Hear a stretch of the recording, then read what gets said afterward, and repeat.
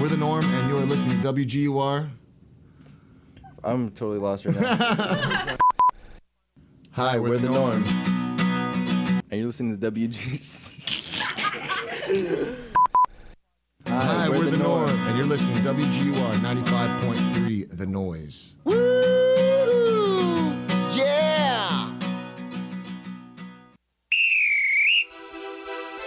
Hey, I'm Isaiah Smith, you're a Monday Morning Sports Junkie, and you're listening to Waking Up with Thunder on WGUR 95.3 The Noise.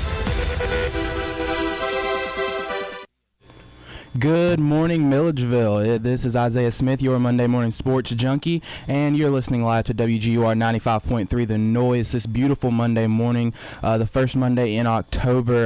Beginning to feel some of that fall air out there, not completely in the fall mode yet, but, you may need a light sweater or, a long sleeve shirt this morning. But, going to go ahead and, recap the weekend here. Kind of a victory Monday in Georgia, but, kind of a somber victory Monday.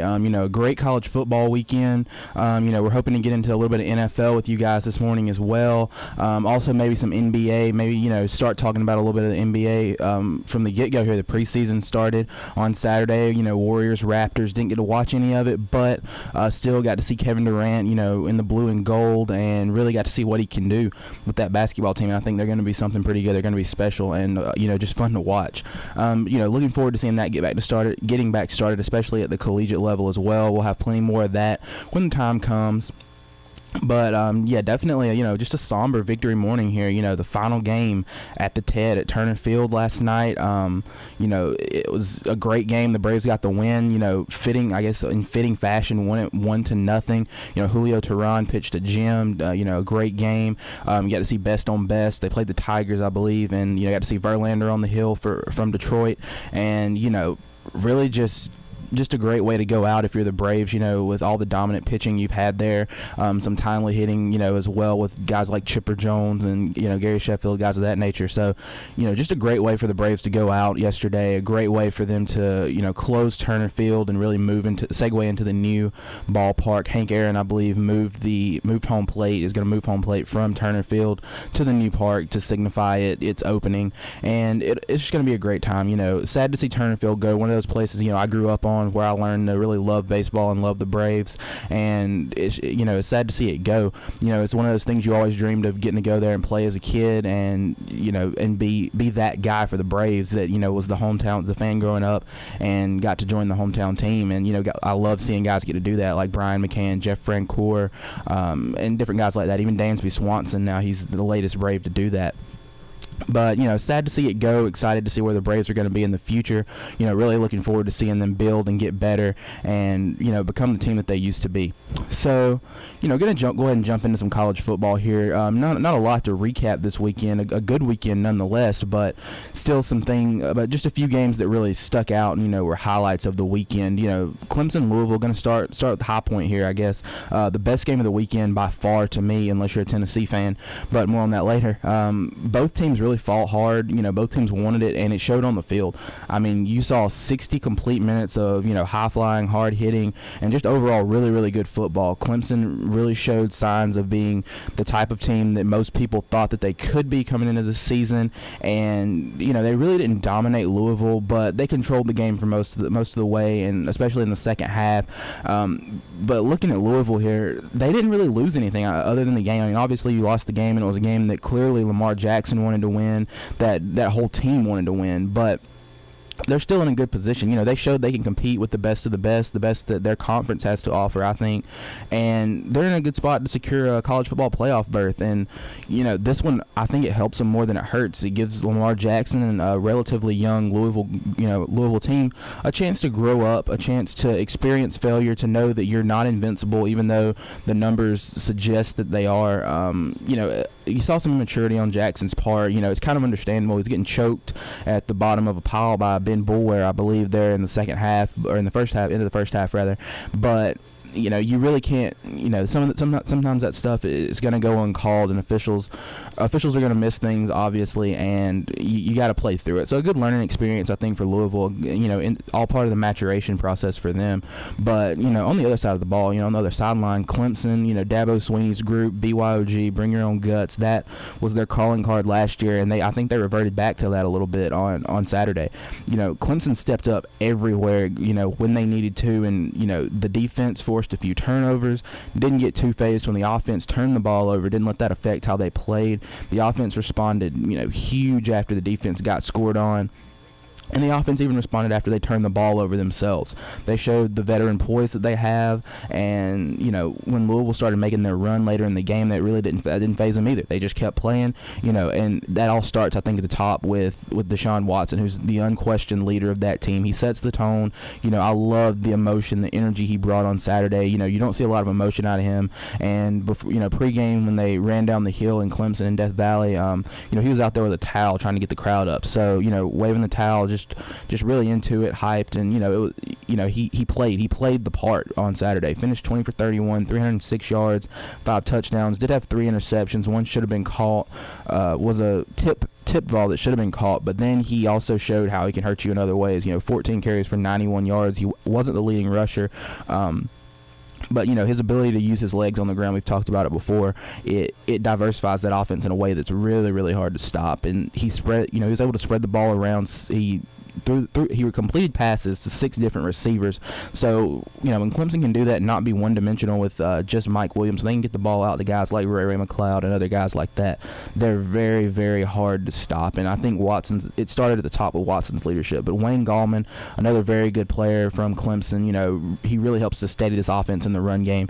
He had 110 yards on 16 carries, and if he can do that consistently, he'll be this Clemson team will be very, very good and very, very tough to stop. But then you got Ben Boulware, the emotional leader of that defense, the quarterback of the defense, if you will, had 18 total tackles, 1 sack, and 1 chokeout of Lamar Jackson on Saturday. But the way he plays, the fire he brings, it sets the tone for that Clemson defense. And when they follow his lead, they're pretty daggum good. But Louisville, their numbers not too slouchy either. Lamar Jackson brought it again. He led the team in passing and rushing, 27 for 44 through the air, 295 yards, a touchdown, and an interception. And, he carried it 31 times, which is a little alarming. But when, you got a guy as dynamic as he is with his legs, I don't mind it. Had 162 on the ground, 2 touchdowns. And, he showed once again how dynamic of a player and a playmaker he really is. And I was impressed with the way he was willing and able to stand in the pocket. I remember seeing this kid last year against Auburn. And, he was nowhere near as poised and as calm in the pocket as he was on Saturday against Clemson. And if what they're saying is true, it's going to be scary with Lamar Jackson. A lot of the analysts and the experts who, get paid more than I do to talk about college football say he's not half as good as he's going to be. And if that's true, I mean, that's scary. You've already seen the comparisons to Mike Vick, and I agree with those. And, Mike Vick's come out and said he's 5 times better now than Vick was. At this point, and Mike Vick was pretty good too as a young guy at Virginia Tech, and then in Atlanta in the early part of his career as well. But, looking at this, Louisville, they're still a top 10 team. I think it reflected in the rankings. I think they came out at 7 or 8 this week. I'm not looking at it right now. But, the loss doesn't mean – I don't think it means too much for them. You just got to keep winning. And, it does magnify that Houston game there coming up in November. But, I think it's a game that they had circled on their calendar anyway. They were really excited and wanted ready to play. And I think it makes it kind of a de facto game for a playoff spot. I mean, if Louisville can win and not have to play in the ACC championship, if they can get Clemson upset, I think they're the shoe-in from the ACC if they beat Houston. And maybe, even if you lose to Houston, you're going to need some help at that point. But Louisville's still such a good team that I could almost see them being justified as a 2-loss college playoff team. That's just how good they are. That's just how good Lamar Jackson is. And that just speaks to the job that this coaching staff has done. Last year I never would have thought that Louisville would be in this position. I thought they were still, they would be good, obviously, but didn't think that Lamar Jackson would be able to do this. So, very impressed with this team and really, really excited to see where they go in the coming weeks. So, looking forward, Friday night's matchup, Stanford-Washington. Stanford, a lot of people thought was the Pac-12 favorite to make the college football playoff, and that that is not so anymore. There's a new favorite out west, and it is the Washington Huskies. I mean, they absolutely got after Stanford from the get-go. Opening kick, I think, won the toss, elected to take the football, and just rammed it down Stanford's throat and didn't let up until the final horn went off 60 minutes later. But Stanford got dominated. I'm still a bit leery of the Pac-12. Going to throw that out there as my disclaimer. I'm not ready to buy into the Pac-12 like before when you had, the Oregons or the USCs out there who were really, really just, but just with the top teams in the country. I'm not sure where Washington pans out with the top teams in the country, but looking at the hype they had coming into the season, as well as the performances they've had during the season, they're on the radar. I think they may even be able to do some damage in the college football playoff if they get in, but they have to get in. That's the first step. And, Jake Browning, the Huskies quarterback, very, very good against that Cardinals defense. 15 for 21, very efficient, 210 yards, 3 touchdowns, and he's only a true sophomore. So there's no telling where this kid's ceiling's going to end up. I mean, is he going to come out next year? Is he going to stay for his senior year? You don't know that yet, but he's got a pretty high ceiling, I think. And if he keeps working, keeps improving, he'll be all right. But a good run game from Washington as well. 214 yards as a team, which is very good. Georgia-like numbers, if you will, for SEC-like numbers, even if you will, for a run game that if you want to run the football, I think 214 yards is a good total for anybody. And they also found a way to neutralize Christian McCaffrey, which I thought was going to be the key to this game, was how many yards he'd rack up and how effective, or the effect that he would have on this game. And they used a little bit of the UCLA game plan, but they were just a little bit better equipped to use it. I heard the announcers, they hated to say it, and it kind of made them cringe, and I'm sure it made people cringe across the country. But they described that Washington Husky defensive line as being SEC-like, and it is. There's no other way to describe it. I mean, the SEC was one of the first, was the first group of teams, really with Alabama, Auburn, LSU, teams like that to have those big mauling linebackers inside and, long, quick guys outside that can make plays. The linebackers who are, inside can even play outside, and, the safeties that can come up and hit you and also can make plays on the football and cover the pass, and corners who are long and lanky and can play bump and run on the outsides. And, the one thing that kind of I was thinking about it last night was a turnover margin, but Washington's +7 on the year, and they only have 4 turnovers themselves. So they do a good job of capitalizing on your mistakes and not making mistakes themselves, and that's crucial against good teams, which is huge when you're playing, like I said, top-tier competition. So, McCaffrey's numbers, 49 yards on 12 carries, and, when Washington was able to take the lead, that kind of helped neutralize the number of touches he would get, because, it's hard to justify running it when you're in, a 12, 15, 20, even 21-point hole like Stanford was for most of the night, and they minimized his impact in every other aspect. I'm not sure what his kick return and punt return numbers were, but I don't think Washington punted it that much, and, he only had 5 receptions for 30 yards, which that'll get it done against a guy like Christian McCaffrey. So holding him to 79, under 80 total yards offensively, and then probably not too much in the kick return game either. So that'll be that's huge when you're playing a guy that's that dynamic. So Stanford's offense, looking at the other side of the ball here, looking at their offense, was absolutely anemic on Friday. Only 2 field goals on the day, and when you do that, you're not in a good position to win games if you're Stanford. And the road doesn't necessarily get tougher from here for Washington either, looking at their season the rest of the way. They still got a date with Oregon, I believe. I think that one may be in Eugene, but other than that, they're sitting pretty from here on out. I mean, if they can win the Pac-12 and maybe hope that, Houston can beat Louisville and somebody can turn around and beat Houston and, take them out of playoff contention, that may be what has to happen, obviously.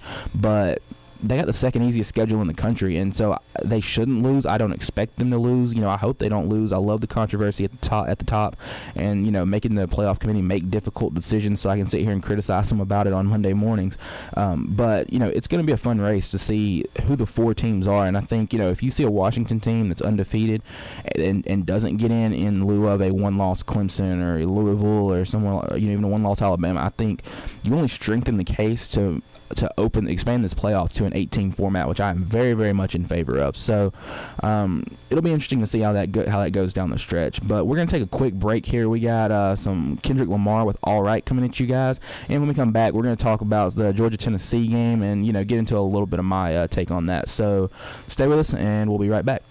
What's up, guys? It is your Monday Morning Sports Junkie, Isaiah Smith, and I am back this morning on WGUR 95.3 The Noise. If you guys are with me, we're also live on Periscope. We were live a minute ago, but we're still live. We're live again at 953_highlight. You can check that on the Twitter page, or just go straight to Periscope and see what we're doing there. But got one more recap here for you guys, and if you listen to the last song, Dog Nation, you need to take that to heart. Really, Kendrick Lamar, he's speaking some truth right there. We're gonna be all right, guys.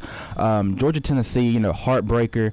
Really helped make this a Victory Monday so somber. That combined with the closing of Turner Field, but arguably the best game of the weekend for a lot of people. Man, it had all the drama, the thrills, the late action you wanted. I was really impressed for the most part with the young guys from Georgia. The poise they showed, and they showed they're on the way up. They're on the right track. Jake Eason was huge on Saturday. Showed he's a gunslinger again, and I think he's got some kind of clutch gene just coded in his DNA, because that's what he was on Saturday. 17 of 28, 211 yards, 2 touchdowns, the 1 interception, and the 1 fumble. But as a team, or as a freshman for him rather, that's not a bad day against a defense that I think is decent in Tennessee's. And the team ran it 46 times, 181 yards. Michelle almost at 100, had 91 on the day. Brian Harrion, I think he showed he's the future. Has a lot of speed, but can also lower the shoulder as well. Reminds me a little bit of Sony Michel, but just in a bigger body. Has a lot of the speed and the quickness that Michel shows on the perimeter, but he also has a little bit bigger, has a little bit bigger build. But 15 carries, 74 yards for him, another freshman. And then we finally got to see Isaac Nauta, hoping that was his coming out party. He turned into the mismatch we've been waiting for him to be all year. 5 receptions, 83 yards, the touchdown. Eason hooking up with him, and that was huge. In the offensive line, they did a decent job. They kept Eason off the ground pretty well. Only 3 sacks, but Tennessee's defensive line is pretty good. They do have a couple of guys, Shy Tuttle being one who can really get after the quarterback. And a lot of people are mad with Georgia and Kirby Smart about some of the coaching decisions and things like that, and the Eason taking the sack in the end zone, but I can't be mad at this team. I don't think you have a right to be mad at this team. And if you're mad, I really do think you need to reevaluate, because let's be real. If you want to start up front, if you want to start looking at the problems with this team, Kirby Smart is talent deficient in a lot of the most important areas that you need to be successful in the SEC. He said it himself. Football games in this league are won up front, and Mark Richt left this team's offensive line and defensive line in shambles because he cannot recruit in the trenches, and that's just the fact of the matter. He can't keep guys in the state. He can't go out of the state and get guys who are rivals, top players, and it showed. So if you want to be mad at someone about the performance of this team or the sacks or something like that, I think you need to direct that at Mark Richt, because at the end of the day, he's the problem there. Kirby Smart, Jim Chaney, guys like that, they're just inheriting what was given to them. They can't make guys play better than they're physically able to. And so, saying that, I don't think you can be too upset with the staff. I think a lot of these guys, I heard from Jim Chaney the other day. He said, the offensive line is finally learning how to practice and how to play and how to compete at practice. And so with that being said, I think they're at that physical peak. It's not that these guys aren't trying. It's not that they don't want to. It's not that the coaches don't know what to do. It is the fact that they're at their physical peak. That is as good as they can play from a physical standpoint. And when guys have met that point, you can't ask for anything more. They're giving you everything in the tank, everything they've got. And that's all you can ask for. As a coach, even as a player, playing sports before, as a player, you always think there's another level I can be better, but there's a threshold. Your athleticism, your God-given abilities with the gifts and that you have and things of that nature, it only goes so far. So, Kirby's catching a lot of heat as well. I'm going to jump real quickly to another topic. Here's my rant for the day if you were looking for that. But Kirby's going to catching a lot of heat for letting him throw it from the end zone. But looking at it, it was the talent deficient O-line that failed, not Eason. Eason didn't even have time to really get his head down the field and get to 2 options before, there were Tennessee players in the backfield and he was trying to escape. Guys were around his feet. He was in a really tough position, and you can't expect him to make those plays when guys aren't getting open and things of that nature. But if you're me, or from my point of view, I think the fumble right there is better than a safety, because A safety allows you to keep the lead, obviously, but you have to kick it to Tennessee with 2 minutes left, allow them to just ground and pound, and then kick a field goal with little time or no time remaining for the win, and you don't get an opportunity to even make a play. I would rather live and die with that offense, as deficient as the O-line is, as deficient as some people say our receiving corps are, and I think we do have gaps there. I would rather live and die with the arm, on the right arm of Jacob Eason, a true freshman from Lake Stevens, Washington, than to rely on the defense, and that's just the fact of the matter. Up front, we're just not as good as we need to be. Another way that Mark Richt failed us before he left. So it seems to me all those people who think that Eason hung the moon and were ready to, thought he should be next in line to be we're going to vote for him for president and think he should be the king of England and things like that. Either you're all in with the kid or you're not, and you're going to accept the mistakes if you're all in, and you're gonna be okay with it. Or if you're not all in, then go cheer for somebody else. I mean, that's just the way it is. It's the way it is. I mean, you got to take the good with the bad for now, but I mean, when the good comes, and you're going to have a lot of it in the next 2 to 3 years. And another instance where people are upset with Kirby Smart, they say it was a rookie mistake for not calling a timeout on Tennessee's first run play there in the fourth quarter after Eason threw the interception. But I don't have a problem with him letting that happen. First of all, you're going to get the football back. You have a gunslinger. You have weapons on the outside that can make plays against the Tennessee secondary, who is without their best cover corner. Why? I'm okay with that. I like he showed so much confidence, I think, in Eason right there, that I'm completely okay with that. Second of all, wouldn't you want one in your timeout in your back pocket, a timeout in your back pocket with a true freshman quarterback, even though he's at home, and it actually saved the game for you? Because if you remember, with about 12 seconds left, we catch the football in bounds, we sprint up to the line of scrimmage, and then Tyler Catalina false starts. Well, what happens with a false start? You get the big 10-second runoff in college football. I think it's in the NFL as well now.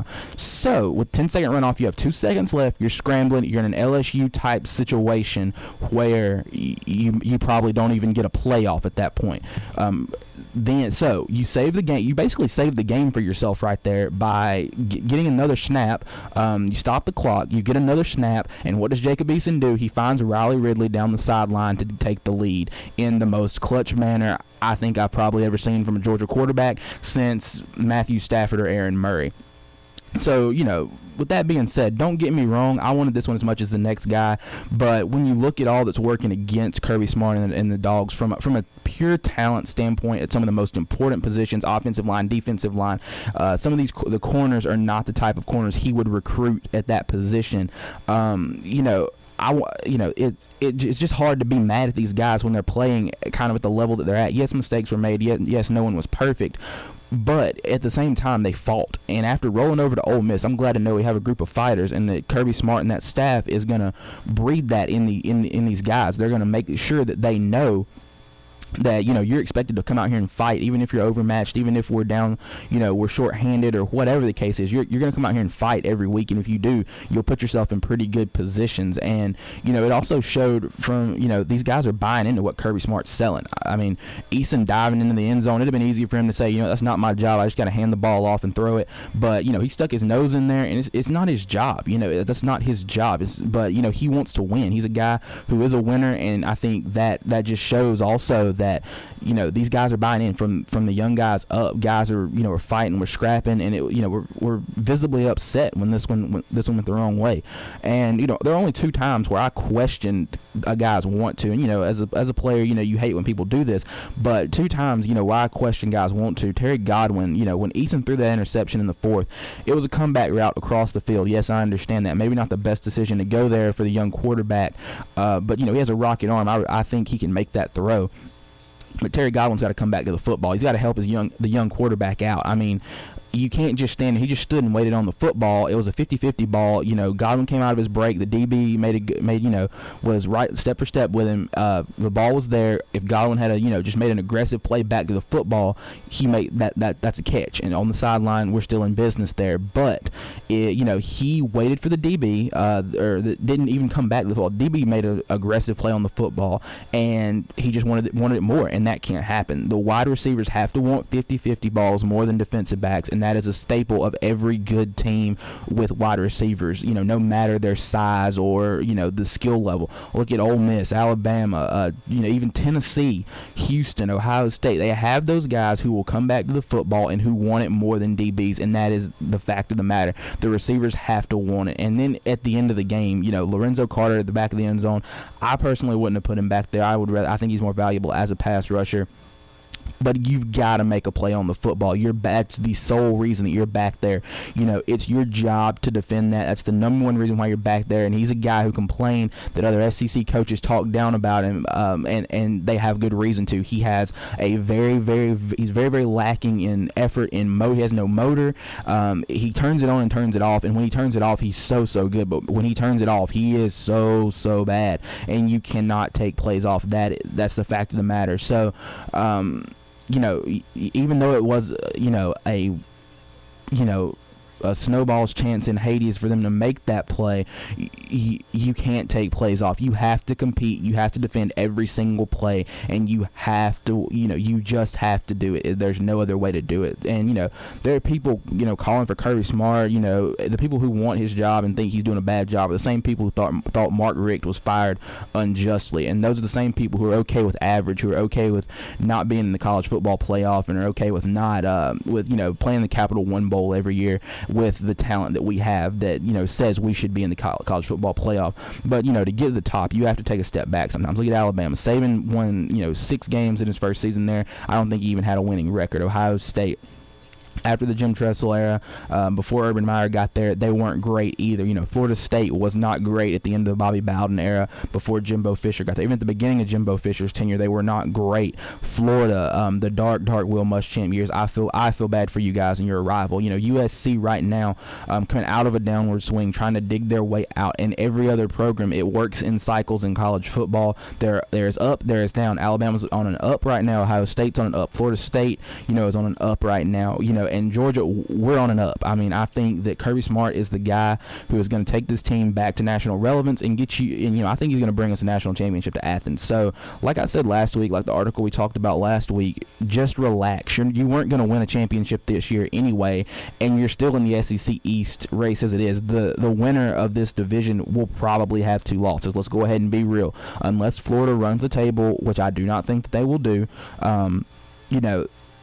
the winner of this one's going to have 2 losses. I'm going to go ahead and tell you, I'm picking against Tennessee the next 2 weeks, and, I think Georgia can handle Florida in Jacksonville. You have a 3-way tie at the top. All you need is a little bit of help from somebody in the East, and you're right back in this thing. So, you just got to have faith in Kirby. Like we've said before, trust the process. But, if you're one of the ones losing faith in Kirby and this team already, I think you're part of the problem. Go cheer for Tech or Florida or Tennessee or some other team that has the open bandwagon right now. Because, I don't particularly want fair weather fans with us. I want people who are going to be with us when we're good, when we're bad, when we're ugly or indifferent. So, I'm going to leave you with this. Just chill. Trust the plan, trust the process. It'll work. If we're this bad in 2018, I'll support you. I'll jump on the bandwagon and say maybe we need to make a change at the top. Maybe Kirby Smart isn't the guy, but until then, until you've given Kirby a chance to get his players in there and his recruits and fill the gaps in talent that this team clearly has in several important positions, take a chill pill. Just breathe a little bit and, enjoy the season. Watch Jacob Eason. Enjoy watching him grow up as a player and, his maturation process because, he's only going to be here for a short time. I can tell you that. So, that's my thoughts on Georgia football as a whole. And the Tennessee game last Saturday. But we're gonna take a quick break. Then we're gonna have some college football preview coming up for you guys. Stay tuned here, and we'll be right back after these messages. Hey, so you know that feeling you get when you're done checking out and there's a big line behind you, but you still have to put your change in your wallet, and then all of a sudden the change goes everywhere on the floor, and you're like, oh my goodness, this is why I hate my You're life. listening to WGUR 95.3, The Noise. And it's going to be terrible because everyone... What's up, guys? We're back. This is Monday Morning Sports Junkie on WGUR 95.3 The Noise, broadcasting live from Milledgeville, Georgia. And we're also live on Periscope at 953_highlight. You can check us out there, or the Twitter page, the same name, at 953_highlight. We're back. Talking a little bit more college football this morning. Going to preview next weekend. Another pretty good weekend, I think. Not a ton of top 10 matchups. Not the magnitude of week one, but a lot of potential for some shake-up in the top 25 rankings. So, just going to go ahead and jump right into it. Oklahoma, Texas, the Red River rivalry, or the Red River Showdown, as they're calling it now. I'm not sure why. I think Red River rivalry is much more fun to hear people try to pronounce and get all tongue-tied on, especially when they're trying to talk fast and just spit it out. And hearing that come out, it's a lot of fun for me. But this is a big one for both teams in terms of recruiting, in terms of pride. Both teams aren't playing for a ton this year, obviously, but it's also a big one for, I think, Charlie Strong's job. A big rivalry win versus a ranked opponent would probably buy him one more year and secure his job for the rest of the season. But it's going to depend on that Texas defense. I think Texas defense is not stellar. They're not as stellar as a lot of people think they should be or would be, but Oklahoma's offense is not the same juggernaut that it was last year or the year before, even with Baker Mayfield and a bunch of those guys back there. Lost Sterling Shepard, lost a couple other guys, but he still has two very good running backs, Samaje Perine and Joe Mixon back there. But to win this one, Texas has got to contain Baker Mayfield, which is a lot easier said than done. And you're also going to have to score some points, which I think they can do. I think Texas has a pretty good offense with their young true freshman quarterback in Shane Buechele, and they can. I think they should look to take advantage of the 18-wheeler with Swoops back there in the backfield at the quarterback position. Some of the read options, the runs, the keepers, and things of that nature. So this one, I think, could turn into an old-fashioned shootout between these two, which would be very, very fitting for these two teams. Two Oklahoma and Texas, two states associated with the Old West. The shootouts between the Cowboys and things of that nature. So I think that would be very fitting if that happened between these two teams. But I'm not really sold on either team. But I think Texas, they'll have desperation. They'll be fighting for their head coach's job and maybe even a lot of things of that nature. So I think Texas will be desperate and they'll come out. And I think they're going to pull the upset in this one, 45-38. So moving forward here, Florida versus LSU, big SEC matchup, and I think this one's huge for Florida. They can keep pace in the East with this one, or they can fall back to second, maybe even third with a loss. And LSU, a big game for them as well as far as recruiting goes, trying to gain positive momentum for the team in the post Les Miles era. But Florida's Luke Del Rio's a game-time decision. They're may have him, may not. But, in a first game back from an injury against an LSU defense that's as good as it is, somebody's going to have to step up and make plays for this team, and it'll be tough for Del Rio to do it. It'll be tough for Austin Appleby to have to do it. Appleby is completing 61% of his passes over 2 starts, I believe. 420 yards on the season and 3 touchdowns versus 1 interception. Not gaudy stats, but not terrible either. And the defense is going to have to keep being solid. I think that's what Florida's banking on a good bit, is having that defense back there to really help them and, hold the fort down when the offense maybe sputters at times. But LSU, they got to find rhythm with Etling, and, Fournette's expected to play after the ankle, or having the ankle sitting out last week with the ankle injury. And, try to take advantage of him. I mean, he hasn't really got it going much this year at all.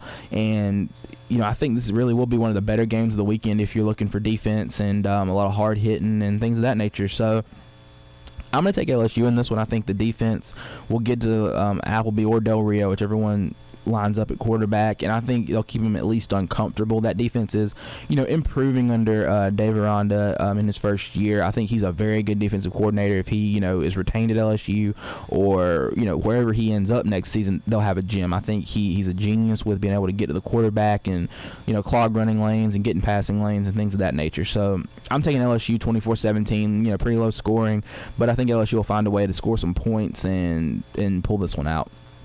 So moving to the ACC here, North Carolina, Virginia Tech, two somewhat unlikely ranked teams. Virginia Tech at 25 and Carolina coming in at 17 after upsetting Florida State this past weekend. So I think both teams have the potential to turn this one into kind of a slop fest. I mean, But it could also turn into a high-scoring shootout that is one of the best games of the weekend. So it could go either way for me. Virginia Tech's defense, they struggled against Tennessee. That's really the only time we've seen them on a national stage. And also Carolina's defense, in the other time we've seen them on a very big national stage against Georgia, they struggled as well.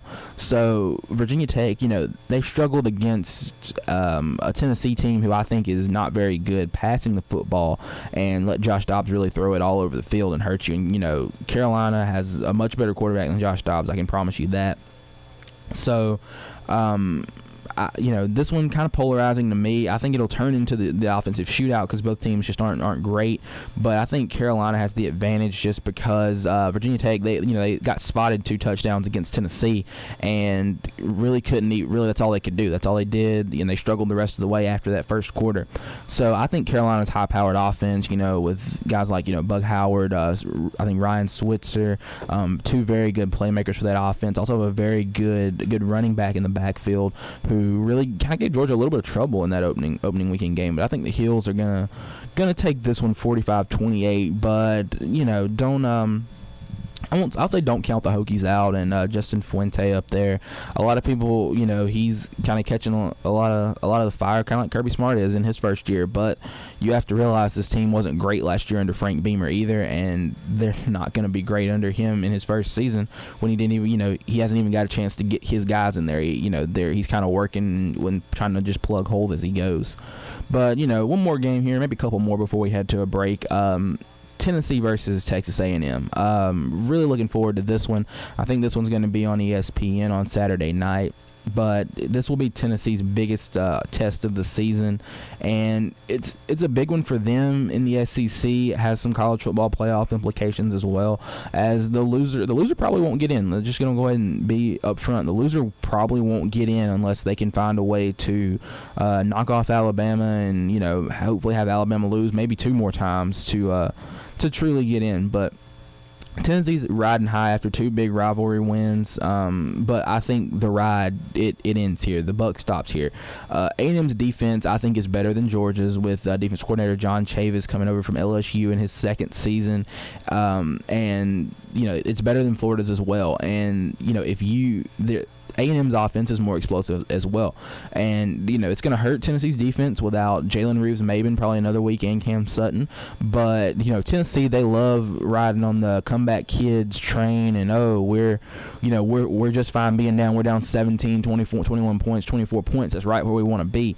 Well, guess what? You can't do that against A&M. A&M's going to bury you. If you go down 17, 21, 24 points against Texas A&M, that offense is just going to keep firing. They're just going to keep hitting. Trevor Knight's going to keep completing passes, keep gashing you in the run game. Speedy Noel is just going to keep catching passes. He's going to keep making plays. And you're going to have to throw the football. Myles Garrett, Deshaun Hall going to pin those ears back, and they're just going to keep coming after you, if you're Josh Dobbs. So, being down is not the worst thing that could happen in Tennessee in this one, but going down, big as they have done the past 2 weeks, that's not going to cut it against A&M. And, you're going to have to score points as well. Tennessee, it seemed like early they couldn't score points and then really try to pile it on late. That's not going to fly. I mean, I think A&M comes out, hits Tennessee in the mouth. Tennessee tries to make a run, and A&M steps back up, hits them in the mouth again, and that's all we're going to hear from Tennessee this season. So I'm taking A&M in this one, 44-34. I just think A&M's too explosive. They're just too good on both sides of the ball with the athletes that they have and the playmakers that they have and the plays they can make. So, moving forward a little bit here, staying in the SEC, Alabama, Arkansas, another big game with SEC championship implications here. Arkansas, I think Arkansas is one of the 2 teams with a real shot in the SEC to actually knock off Alabama. I think A&M's the other one, and, maybe Tennessee. If Tennessee beats A&M, I'll add them to the list, but I don't see that happening, as I said earlier. But Arkansas, just got to do what you do. The keys for that game, just hang around. I mean, be annoying, be pesky. Really, that's just how they play in every game, and I don't think it should be any different here for Alabama. They're not going to change anything. Alabama's not going to change anything. So you're going to see 2 teams really trying to slug it out in the trenches. 2 teams playing quote-unquote old man football. It's going to be physical. It's going to be, not fast-paced, but it's going to be quality football. And a lot of people, they don't give Arkansas enough credit for for how they play. They really do play a good brand of pro style football. It's winning football. It's football that you're gonna have to learn how to play at some point at the next level if that's your goal. And it's a brand of football that a lot of people don't like. It's not pretty to watch. It's not always the most sexy thing in the world. But and that's why people don't like watching it. But it gets the job done. It wins games. And Brett Bielema, he has talented athletes. He has guys who can make plays on the outside, big receivers. He has a good defense. He has, a quarterback who can manage the game, can be a game breaker when he has to, a good running back in Raleigh Williams. And that's just what they have to do. The big thing for Alabama is to not let Arkansas hang around. And it starts for them with a fast start. Alabama hasn't been getting out to terribly fast starts the past couple weeks. They went down to Kentucky early, I believe in that one, and went down earlier in the season, Ole Miss as well, pretty big early in that one. But you got to get Jalen Hurts, Calvin Ridley, Bo Scarborough, get those guys rolling early. Really, try to get them rolling and don't look back. Arkansas isn't a team that's built to come back from 28 point deficits. So get them out of their rhythm. Don't let them try to milk the game clock and run the football and just even flip field position and play just kind of an old school type of game. Put them in passing situations early and let your defense do what it's built to do and go get the quarterback. Let those DBs do what they were, seems like born to do, and that's intercept passes. Eddie Jackson is just a phenomenal defensive back. Him and Minka Fitzpatrick really anchor that defense, do a very good job back there. I think Alabama wins this one. I think they do. This one is a little bit more high scoring than you would expect because Arkansas is going to kind of pick the tempo up because I think they're going to go down early. I think Alabama is going to come out with renewed focus and be ready to jump on Arkansas. But I'm taking Bama in this one, 35-21. So we're going to take a quick break here. We have some AWOL or some chain smokers coming at you guys in a second, but we'll be right back with some more college football picks. And the time's looking pretty good now, so we're probably going to be able to get into some Atlanta Falcons football from yesterday. Had a big win. So we're going to take a quick break and stick with us. We'll be right back. Did you hear? You're listening to WGUR 95.3 The Noise. What's up, guys? We're back. This is your Monday Morning Sports Junkie, Isaiah Smith. We've got about 40 more minutes with you guys. It's about 8:20 right now. So we're still talking college football for this upcoming weekend. Got a few more games left to pick. Got a pretty good slate upcoming, I think. And it's definitely going to be fun to watch. Another game we're going to talk about here for a second, Miami versus Florida State. Big game for Florida State. Kind of a statement game for them, if you will. Kind of almost a must-win. They're fighting for, not for their college football playoff lives or anything like that, but definitely fighting for respect in the ACC, which is something I don't think they have a lot of right now. And lots of people thought, this Florida State group was very, very good after week one versus when they won versus Ole Miss, came back in a very dramatic way and really blew Ole Miss out in the second half. But they're very, very young at a lot of spots on both sides of the ball. The quarterback position being one. They're young in the secondary, having lost a couple guys back there the past few years that were very, very vital to their success. So, like I said, two of the main, quarterback and defensive back, two positions where if you're young, if you don't have a lot of experience, it can kind of cost you at times. So, looking on the other sideline there, Miami, they're riding high for reasons unbeknownst to me. They're coming into this one, undefeated, but I'm going to use the same tagline with them as I've used with Michigan the past few weeks, in the fact that you haven't beat anybody, you haven't played anyone. Florida A&M, Florida Atlantic, Appalachian State, Georgia Tech really aren't, considered good teams by the standard of, most of college football. Brad Kyle, he looks so good because he hasn't seen a real defense that's really going to challenge him and push him and throw different pressures at him in multiple different ways like he's going to see on Saturday. Florida State, they have athletes in the secondary, athletes up front. They can make plays. The offense still is very good with Dalvin Cook, one of the best running backs in the nation, in case you forgot. DeAndre Francois, he's due one after getting blasted at Louisville after dropping a tough one last week against North Carolina. DeAndre Francois, he's a young guy, still growing, obviously, and maturing as a quarterback. quarterback, but he's due one, I think, and I think they should have a lot of pent up frustrations. They should be pretty upset. They should be pretty angry coming into this one.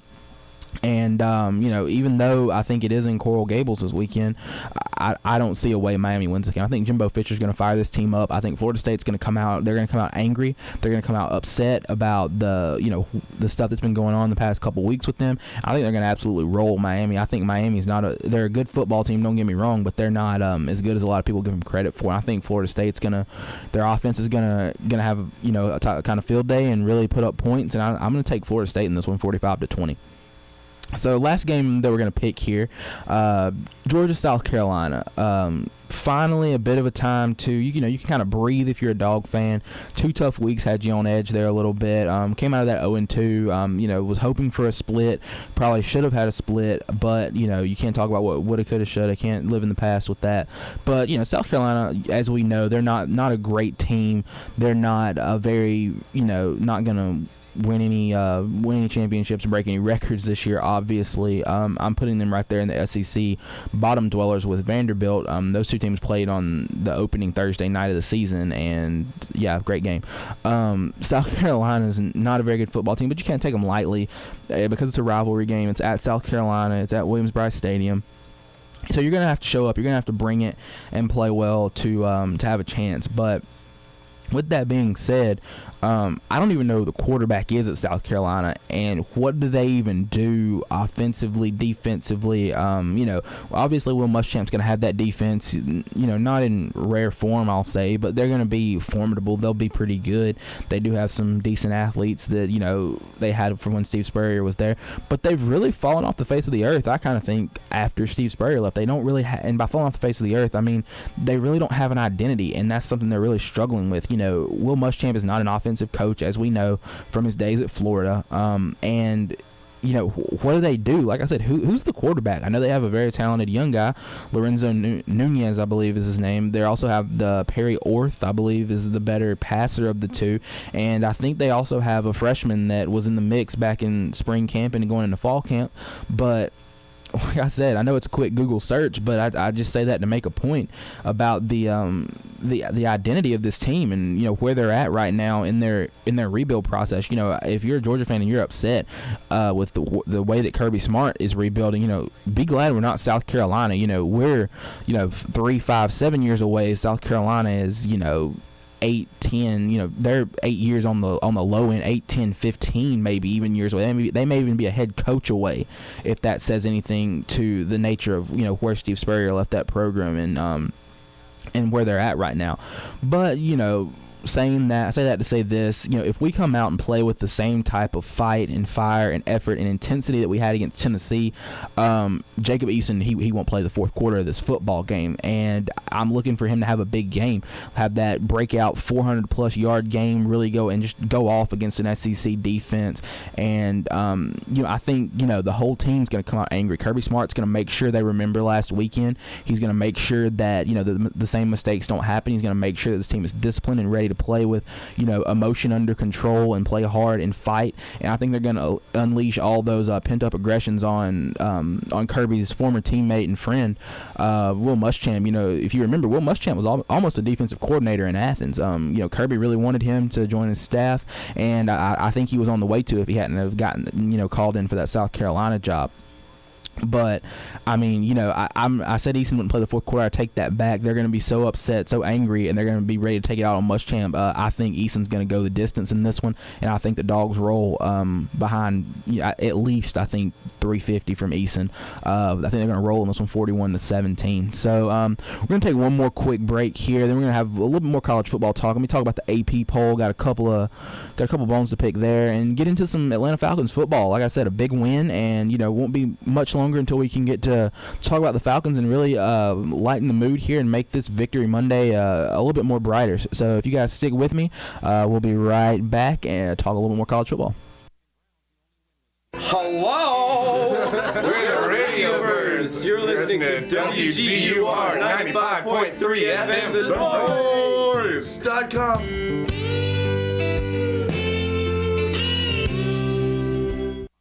What's up, guys? We're back. This is your Monday Morning Sports Junkie, Isaiah Smith, on WGUR 95.3 The Noise, broadcasting live from Milledgeville, Georgia. We are live on Periscope, or you can watch that on the Periscope app or on Twitter at 953_highlight is the username right there. So, college football talk. Just a bit more in college football before we get to the Atlanta Falcons. But the AP poll, you had one job and you messed it up badly. I agree with the top four. Michigan, they finally beat somebody who might be considered a good team at the end of the season, and they're deserving of the number 4 spot right now. Houston, I think they should be number 5. Washington 6, A&M 8, Louisville 9, Tennessee 10. But my question is, how is Tennessee how is Miami a top 10 team? I'm going to, like I said, give the Michigan argument. They haven't played anyone. Beat a good team and we'll consider giving you national relevance. Also, Baylor, getting absolutely no love in the polls. They should be number 11 right now, maybe even in the top 10 ahead of Miami. Right now, they should at least be number 11. But the voters, I don't know what their beef is, if they're still holding the mess that Art Briles got the program in, holding that over their heads for some odd reason. But that's beyond me. If this school hasn't been punished by the NCAA, why are you punishing them in the polls? They're the only Big 12 with any legitimate playoff shot, and if you hold an undefeated Baylor team out and you allow even a 2-loss Alabama team in, you're a 2-loss Clemson, a 1-loss Louisville, a 1-loss Houston over this team. You're doing a disservice to the game of football and the college football playoff and everything that comes with it. So my biggest beef, number 20 Oklahoma, 500 record, 2-2, haven't beat anyone, still in the top 25. Utah lost to an anemic USC team last weekend. Their offense, can't move the ball against a high school defense, and they have no business in the top 25. Boise State at 19, they're still a team. You play a schedule softer than my best friend's 7 and under football team, but big shout out to the Banks County 7 and under Leopards. I think they're sitting at 5-1 on the season, but they play a schedule softer than those kids. I mean, those kids see better competition than Boise State does on a week in week out basis. There's really no reason to have this team in the top 25. Even if they were undefeated, you'd have a tough time putting them there. And then Virginia Tech. The biggest head scratcher of all to me, you couldn't beat a pretty slouchy Tennessee team after they spotted you two touchdowns in the first quarter. I mean, come on. You're not that good. You probably shouldn't even be here. You're not a top 25 team. And I say that to say this, look at how hard Georgia's played, how hard they fought the last 2 weeks, and just the way they've played. Get real. Come on. I want to know what the criteria is to, number 1, be an AP poll voter, and number 2, to be in the AP poll, because it's almost like these guys don't even watch the games. They don't watch the teams. I think it's more important to look at the whole body of work and, quality of the team, not just the record, not just the here and now. And I wish the AP poll would adopt more of a system like the college football playoff, where they really do examine these teams top to bottom and look at their overall body of work and more than just the record and the hype that's behind them. Georgia has more top 25 wins than Miami, Baylor, Florida, Boise State, Oklahoma, Colorado, West Virginia, Utah, and Virginia Tech. I say that to say this: Georgia has 1 win over a top 25 team that came over number 17 North Carolina in week 1. But none of these teams have played anyone. If you want I think the message should be sent loud and clear by the voters in the AP poll. If you want to be ranked in this poll and be nationally relevant, you need to go and beat good teams. Play good teams. Even if you lose, we will respect that you even played the game, instead of you just lining your schedule, Miami, with cupcakes, playing Florida Atlantic and Florida International and East and double directional Tech or whatever it is, the schools they're playing down there. You got to play somebody to gain national relevance, in my opinion, and that's just me.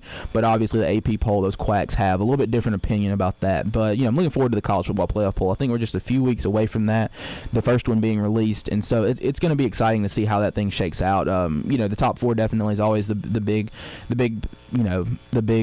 hoopla and the big excitement, but it'll be cool to see just where a lot of these other teams who are, down in, or, the whole 25 teams, see how that shakes out going forward. But, looking a little bit further here, the Heisman race, I think, said this earlier, I still think Lamar Jackson's the favorite.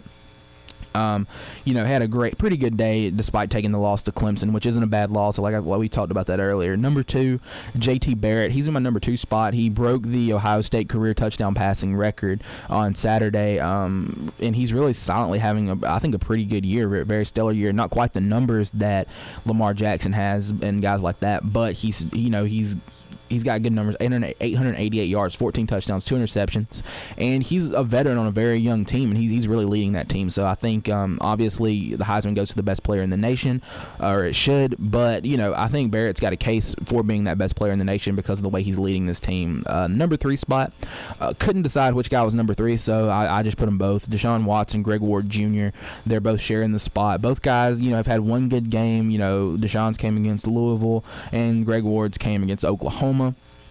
Got those games to hang their hat on, but they haven't really had several just performances where they've just gone off like Lamar Jackson. Both are still very much in the conversation, and it kind of ultimately depends on what their team does down the stretch and how they lead their team. Then you got the new guy, Donnell Pumphrey, the running back from San Diego State. He's put on a show in 2016. 750 yards already, 8 touchdowns through 4 games. And San Diego State, not a team really that's going to really even be in the conversation for the college football playoff at any point for that matter.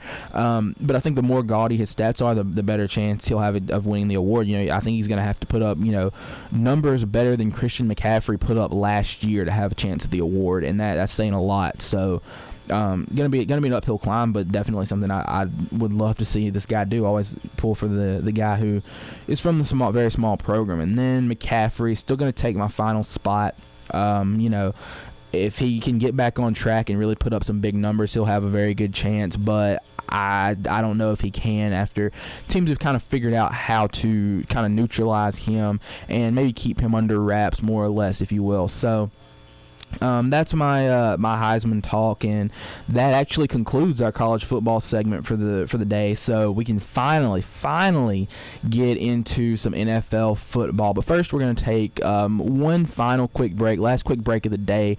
I'm going to throw you guys some Imagine Dragons here, and then in about 3 minutes, we can talk for just a few minutes about the Atlanta Falcons and their day on Sunday. So we got some Imagine Dragons with My Fault coming at you guys next, and stay tuned, and we'll be right back. What's up, guys? We're back. This is your Monday Morning Sports Junkie. We got one last segment for you guys here on WGUR 95.3 The Noise from Milledgeville, Georgia. You can also check us out on Periscope at 953_highlight. You can check that on Periscope or watch it on Twitter. We're going live right now. You can also rewatch the rest of the show if you want. We've got that all saved. It's on the Twitter page, or you can check it on Periscope, and you can check that out. And just if you missed the show or want to catch up on a segment, hear a rant, or hear some other good college football talk, check that out on the page there. But moving forward in a little bit of NFL football here before we go, the Falcons are on fire right now. The offense yesterday was just out of this world versus the Panthers. And a lot of people had questions about the offense, wondered if it could be as good against a formidable defense, and it showed that it can. The Panthers are not a bad defense. Their front seven is very, very good, led by Luke Kuechly, Thomas Davis, Shaq Thompson, guys like that.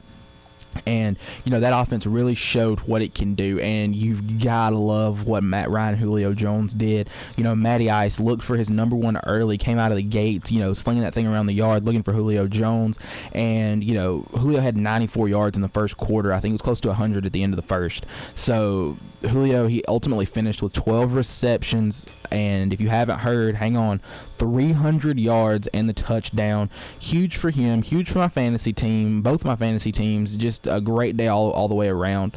So, Matt Ryan, he showed he is still an above-average quarterback, and he's right there on that edge, on that cusp of being top tier. He's almost a tweener right there between second tier and top tier, but he's really a tweener. Guys like him, Joe Flacco, but I think Ryan is if you have guys that are in that tweener category, Matt Ryan's the top of that tweener category. So, the one good thing I'm very happy about this year is Matt Ryan. He's showing the improvement that he showed at the beginning of his career that had people thinking he could be a top-tier quarterback. This season he's been improving steadily over the first few games, and whatever the issue was with him and Kyle Shanahan last year, couldn't get on the same page, couldn't get the ball or couldn't get the right calls or whatever the case was. They really do seem to have worked that out and found a happy medium between what Ryan's strengths and his skill set and things he does well are, and what Shanahan wants to do in that offense with the zone read. But Ryan finished the day with 503 passing yards, a team record. Him and Julio both setting team records. And the run game was also, it was good enough, 90 yards on the ground. But when Matt Ryan's throwing the ball for 500 yards, Julio's getting 300 through the air. You don't have a lot of room left for the run game. You only have so many plays in a game, obviously, but the offense was clicking through the air, and we just decided to ride the wave there, and you can't be upset with that. But, Carolina on the other sideline is really struggling. They're reeling right now.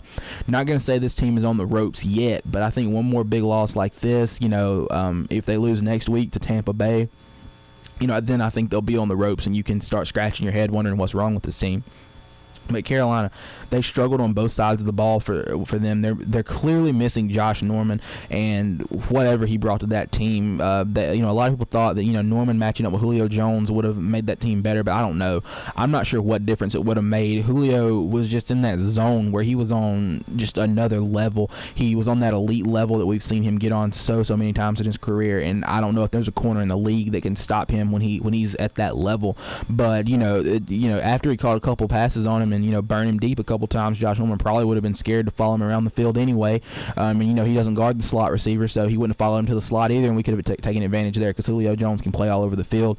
And Josh Norman on that game, he may have had an impact, but it wouldn't have mattered as much as a lot of people like to think it would have, because Julio Jones was in an absolute just in a zone yesterday, and there's nothing you can do about that.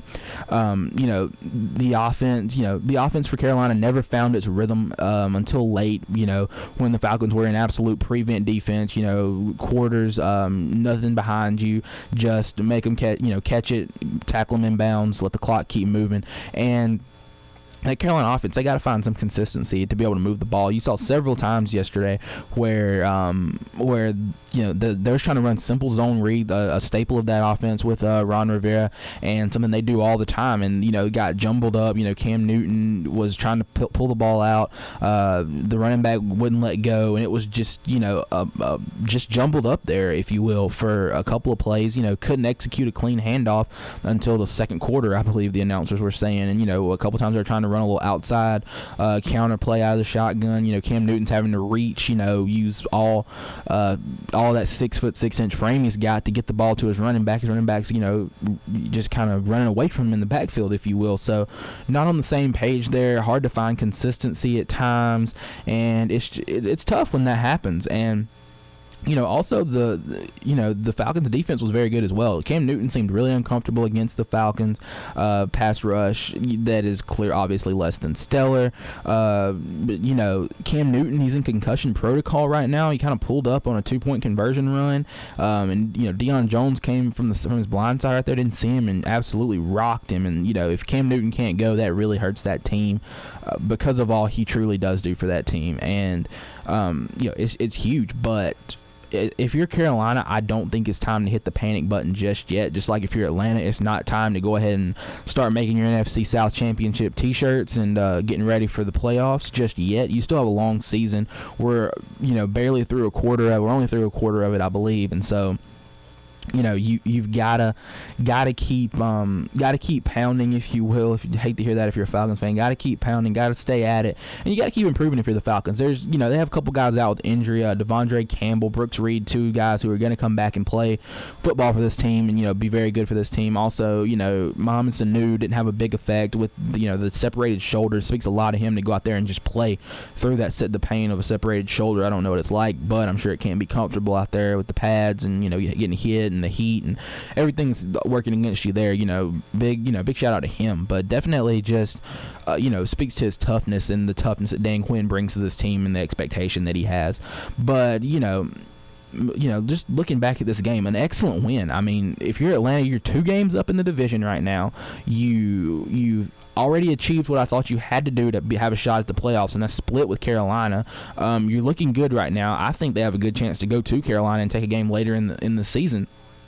And I'm very excited for this Falcons team. I don't think we're gonna not gonna win a Super Bowl, not gonna do anything special like that this year. I don't think. It'd be nice if we did, but I don't think we will. But I'm really looking forward to seeing where this team goes. Not just this season, but in the future, because you're a few pass rushers away. Obviously, you want to solidify some of those playmakers on the outside to give Julio Jones even more help. The more playmakers you have, the better. But if Matt Ryan keeps improving, that defense keeps taking the strides that it's taking with those young guys. Deion Jones, another great game. Talked about him a lot last week. The Falcons could be very good for many years to come down the road with Dan Quinn.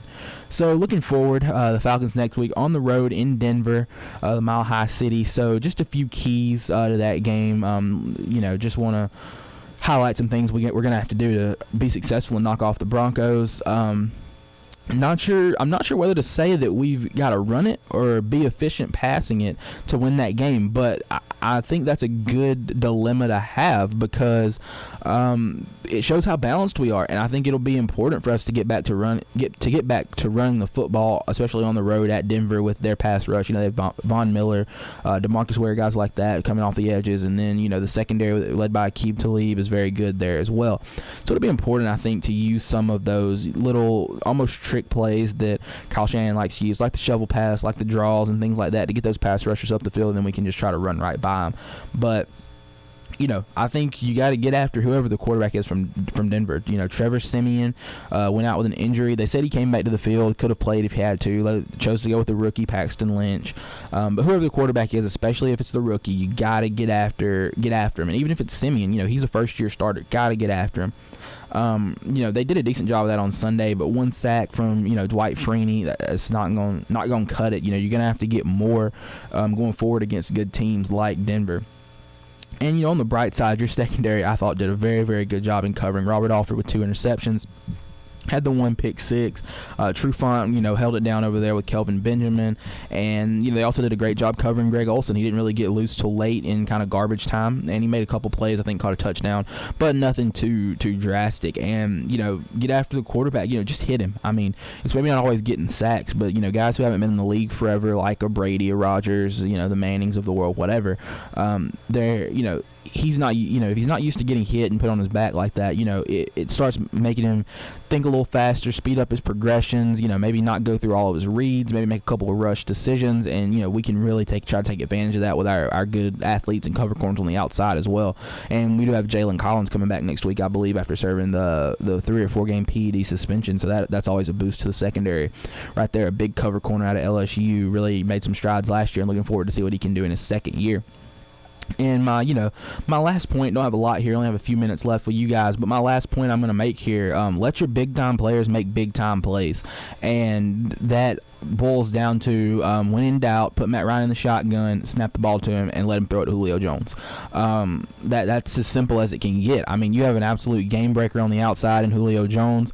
Julio's a guy who can make play after play after play, as he showed on Sunday. I don't think he's going to get 300 yards again, obviously, but Julio Jones can very easily abuse this any secondary, especially this Denver one, and make plays and really just have a very big impact on that football game. So just a couple of keys to victory for me there. Not going to read too much into that one. It's out of the division, obviously. Want every win we can get, but if we lose this one, it's not an absolute killer, not a letdown. Denver's a good football team, but a win here on the road would be nice for confidence and things of that nature. So I believe that's all we have for you guys today. Thanks for listening, definitely, to Monday Morning Sports Junkie on WGUR 95.3 The Noise. Next week we will not have a show. We have fall break next week, so looking forward to that. A couple days to just relax and unwind. So I'll be back with you guys, not next week, but the following week on, I believe it'll be October 17th, that Monday morning. And we should have plenty to talk about. The NBA, probably have a little bit more news with the NBA. Ben Simmons broke the foot, out probably 3 months until January, February maybe even. So that sets the Sixers back in their rebuild effort, definitely. But maybe have a little more NBA, maybe some college basketball talk, maybe some recruiting, things of that nature. And definitely we'll have college football, some more big games on the slate for that weekend, and some more big games to recap. Actually, maybe a lot of shake up in the college football playoffs and the college football playoff poll even, and it'll just be a lot of fun. So looking forward to getting back. But once again, thanks for listening. Have a great week. Good luck to all the college students. Georgia College. This week's midterm week, so going to be hectic and crazy. Got one this afternoon myself, but hope to wind down by the end of the week. Hope to get the show up by Wednesday or Thursday on YouTube. If you missed it and want to catch it there, you can also catch it on Periscope or on Twitter at 953_highlight. If there's anything you want to hear me talk about when we come back after fall break, just tweet me, let me know, and I'll be more than happy to bring it up and get into that. So hopefully after the break we can start taking some phone calls as well, and spice it up that way. But once again, thanks for listening. Hope you guys have a great Victory Monday, and go out there and just take care of whatever you got to do. Go Dogs, and have a great week. Hey, so you know that feeling you get when you're done checking out and there's a big line behind you, but you still have to put your change in your wallet, and then all of a sudden the change goes everywhere on the floor, and you're like, oh my goodness, why I hate my You're life. listening to I'm gonna WGUR look on the side, 95.3, The Noise. And it's going to be terrible because everyone...